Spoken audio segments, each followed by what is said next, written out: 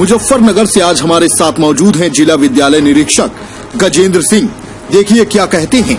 Lockdown में school fees के विषय में जो क्वार्टरली फीस थी वह मंथली दे सकते हैं अभिभावक।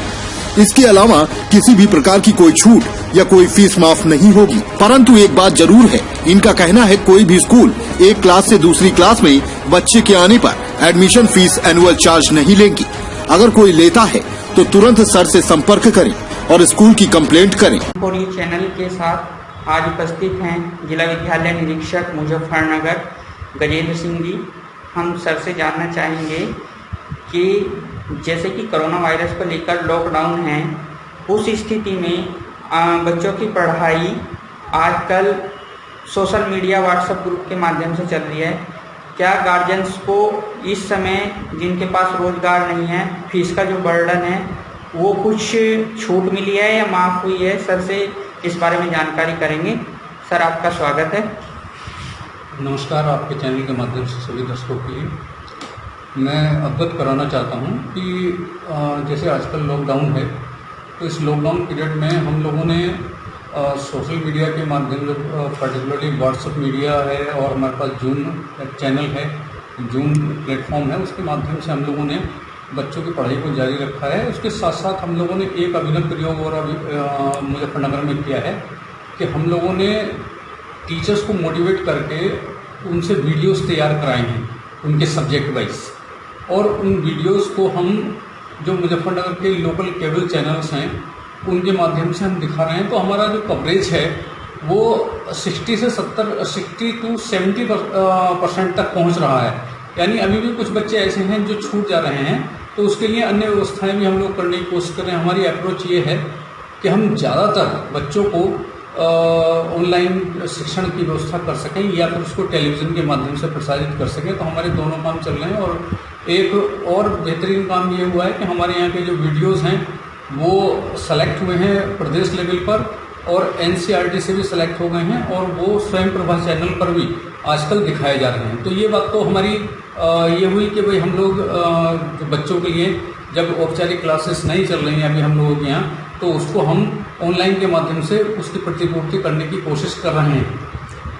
जहाँ तक फीस की बात है, फीस के लिए स्पष्ट शासनादेश है उत्तर प्रदेश सरकार के, और उनके निर्देशों को हमने सभी प्रिंसिपल्स तक पहुंचा दिया है, सभी मैनेजर्स तक पहुंचा दिया है। व्यवस्था ये है कि जैसे स्कूल पहले 3-3 महीने की फीस एडवांस लिया करते थे, तो अब ये व्यवस्था फिलहाल क्योंकि लॉकडाउन में लोगों के पास रोज़गार नहीं रहे हैं, लोग बेरोजगारी की स्थिति में हैं, पैसे की कमी है, और ऐसी स्थिति में सरकार ने निर्णय लिया कि 3 महीने की फीस के लिए कोई दबाव नहीं बनाएगा और 1-1 महीने की फीस ली जाएगी। यदि 1-1 महीने की फीस देने की स्थिति में भी अभी गार्जियन नहीं है तो वो इस फीस को अगले महीनों में समायोजित कराएंगे। एक व्यवस्था तो ये है। दूसरी व्यवस्था ये है कि जो फीस वर्ष 2019 और 20 सेशन में ली गई थी, उसमें इस वर्ष जो था जब लॉकडाउन से पहले 12% की वृद्धि की गई थी, उस वृद्धि को वापस ले लिया गया है, और 2019-20 में जो फीस ली गई थी वही फीस इस साल भी ली जाएगी। साथ ही जो ट्रांसपोर्ट फीस थी, ट्रांसपोर्ट फीस के लिए टोटली मना कर दिया गया है। जब ट्रांसपोर्ट का उपयोग नहीं हो रहा है तो ट्रांसपोर्ट फीस कोई भी नहीं लेगा। तो ये व्यवस्थाएं हैं। कंपेल नहीं करेगा गार्जियन को और न ही किसी बच्चे का नाम काटा जाएगा। इसके साथ साथ किसी भी बच्चे को ये विवश नहीं किया जाएगा कि आप फला दुकान से किताबें खरीदेंगे, जूते मोजे खरीदेंगे, बस्ता खरीदेंगे। किसी भी तरीके का दबाव किसी पर्टिकुलर दुकान के लिए नहीं किया जाएगा। अभी क्योंकि लॉकडाउन है, स्कूल नहीं खुल रहे हैं, किताबों के लिए बहुत ज़्यादा जोर देने की ज़रूरत नहीं है। NCERT की ई-बुक्स जो हैं वो नेट पर ऑलरेडी उपलब्ध हैं। बच्चे उनको डाउनलोड कर सकते हैं, अपने जो चैप्टर्स उन्हें पढ़ने हैं उनको डाउनलोड कर सकते हैं, उससे अपना काम चला सकते हैं। इसलिए गार्जियंस के ऊपर अनावश्यक दबाव कोई भी स्कूल नहीं बनाएगा, हम हिचकेंगे नहीं। है ना?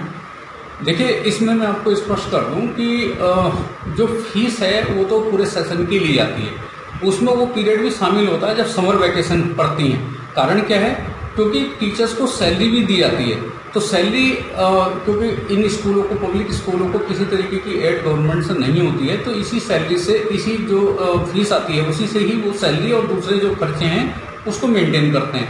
तो हमेशा से ही चलता रहा है और हमेशा होता रहा है, और ये नियम भी है कि ग्रीष्म अवकाश की भी फीस ली जाती है। लेकिन जहाँ तक बात एडमिशन फीस की आपने उठाई, एडमिशन फीस के लिए मैं आपको स्पष्ट कर देना चाहता हूँ कि शुल्क निर्धारण अधिनियम 2018 में ये व्यवस्था है कि अगर कोई बच्चा पहली क्लास में एडमिशन लेता है और वो चाहे 12वीं तक पढ़े उस स्कूल में, उससे फीस एडमिशन की केवल एक बार पहली क्लास में ही ली जाएगी। अगर कोई स्कूल बार बार, हर बार जब भी प्रमोशन हो रहा है, बच्चे को प्रमोशन हो रहा है, प्रवेश नहीं हो रहा है, प्रवेश उसका पहली क्लास में हुआ था, तो ऐसा नहीं करेगा कोई भी स्कूल के बार बार प्रमोशन पर प्रवेश फीस लेगा। प्रवेश फीस अगर लेगा तो ऐसे स्कूलों के खिलाफ कार्रवाई होगी और उसकी फीस को हम वापस कराएंगे गार्जियन से। स्कूल अपनी फीस निर्धारण कैसे करेगा उसका पैरामीटर बताया गया है, और ये पैरामीटर शुरू हुआ था 2015 से। 2015 को आधार मानकर, और जो टीचर्स की सैलरी है, जो स्कूल की इनकम है, उसके अनुपात लेकर, और जो हमारी कंज्यूमर इंडेक्स होती है, जो उपभोक्ता सूचकांक होता है, उस सब के माध्यम से फीस के निर्धारण का एक फार्मूला सेट है। तो उस फार्मूले पर 15-16 के आधार पर 16-17, 16-17 के आधार पर 17-18 और 17-18 के आधार पर फिर 19 में फीस निर्धारण किया गया था फर्स्ट टाइम ये। और ऐसा नहीं कि उसको गुपचुप रखेंगे, उसको फीस निर्धारण करके जो उनकी स्कूल की वेबसाइट है उस पर प्रदर्शित करेंगे, नोटिस बोर्ड पे भी लगाएंगे, जिससे कि आम जनता को, सभी गार्जियंस को इस बात की जानकारी हो जाए कि किस स्कूल की कितनी फीस है। अगर कोई व्यक्ति अपने बच्चे का एडमिशन किसी पर्टिकुलर स्कूल में कराना चाहता है तो एडमिशन से पहले 2 माह पूर्व इस चीज़ की व्यवस्था सुनिश्चित की जाती है कि स्कूल अपनी फीस निर्धारण करके अपने स्कूल की वेबसाइट पर डालेगा, जिससे कि गार्जियंस इस चीज़ को देख सकें। अगर वो फीस देने की उस स्कूल में स्थिति में हैं तो एडमिशन कराएंगे, नहीं तो किसी दूसरे स्कूल में एडमिशन कराएंगे। अपने आसपास की हर छोटी बड़ी खबर देखने के लिए हमारे चैनल M4U न्यूज को सब्सक्राइब करें और बेल का आइकन दबाएं, जिससे आपको सभी न्यूज प्राप्त हो सके। संपर्क सूत्र 844 565 7566।